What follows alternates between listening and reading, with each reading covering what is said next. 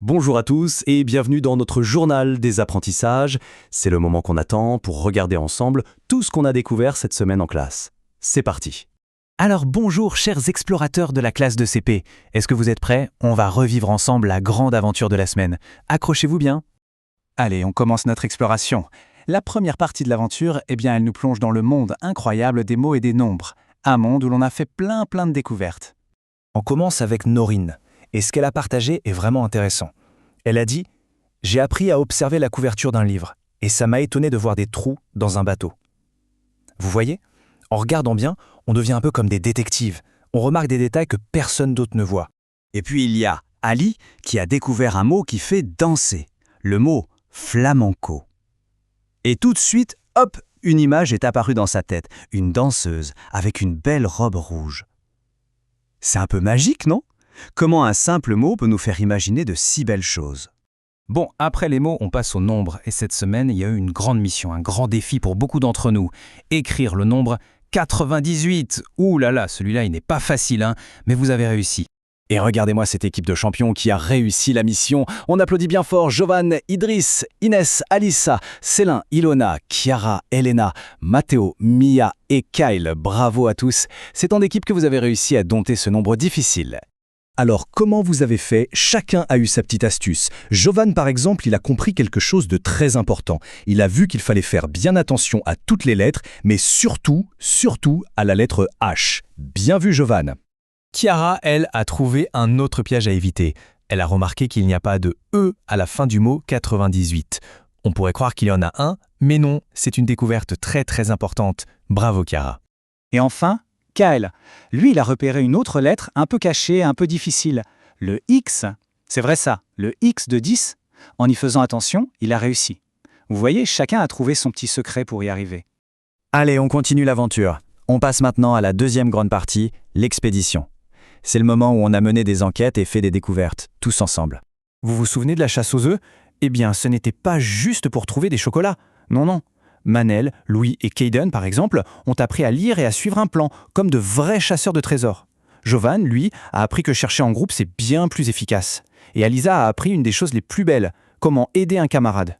C'était ça, la vraie réussite de la chasse aux œufs. Et en sciences, on a regardé de tout près des graines. Et là, on a fait deux découvertes, très différentes, mais aussi importantes l'une que l'autre. D'un côté, Adam a compris le grand secret. Comment une toute petite graine peut devenir une grande plante. C'est fou. Et de l'autre, Aymen a remarqué un détail très important. Les graines de carottes, c'est minuscule et c'est facile de les perdre. Pour être un bon scientifique, il faut les deux. Comprendre les grands secrets et faire attention aux tout petits détails. Bon, on a bien travaillé, maintenant place au jeu. Mais attention, jouer ensemble, c'est tout un art.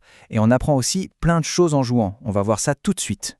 Et c'est Louis qui nous a expliqué quelque chose de fondamental. Il a remarqué que pour que le jeu soit amusant pour tout le monde, il faut bien connaître les règles. Savoir ce qu'on peut faire et ce qu'on ne peut pas faire. C'est la recette secrète pour que tout le monde passe un bon moment. C'est très juste, Louis. Et des jeux, on peut dire qu'il y en a eu pendant la récré.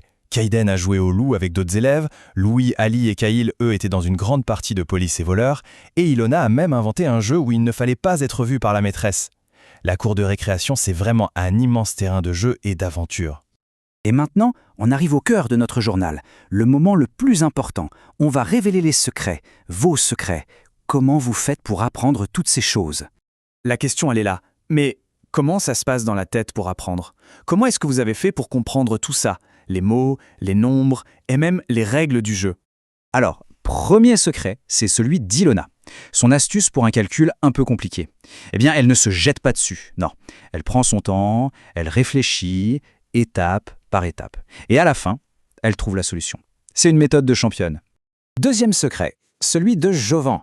On en a déjà un peu parlé avec le fameux nombre 98. Son secret à lui, c'est de faire très attention aux petits détails. Surtout les lettres un peu compliquées. C'est en étant attentif qu'on évite de faire des erreurs. Et voici le troisième secret, celui d'Adam. Lui, pour comparer des choses, par exemple des longueurs, il ne fait pas au hasard. Non, il a une méthode bien précise. Et quand on a une bonne méthode, on va plus vite et on est sûr de ne pas se tromper. C'est vraiment très malin. Et pour finir, un secret que Chiara et Timéo ont partagé. On le voit bien avec le jonglage. C'est la persévérance. Ça veut dire quoi? Ça veut dire que même si c'est difficile, même si on n'y arrive pas du premier coup, on n'abandonne pas. On essaye encore, et c'est comme ça qu'à la fin, on réussit. Et voilà, c'était le résumé de notre semaine, une semaine riche en découvertes et en secrets partagés. Un grand merci à tous. Alors maintenant, la question qu'on se pose tous, c'est quelle sera la prochaine aventure la semaine prochaine? J'ai hâte de voir ça. À très très bientôt tout le monde.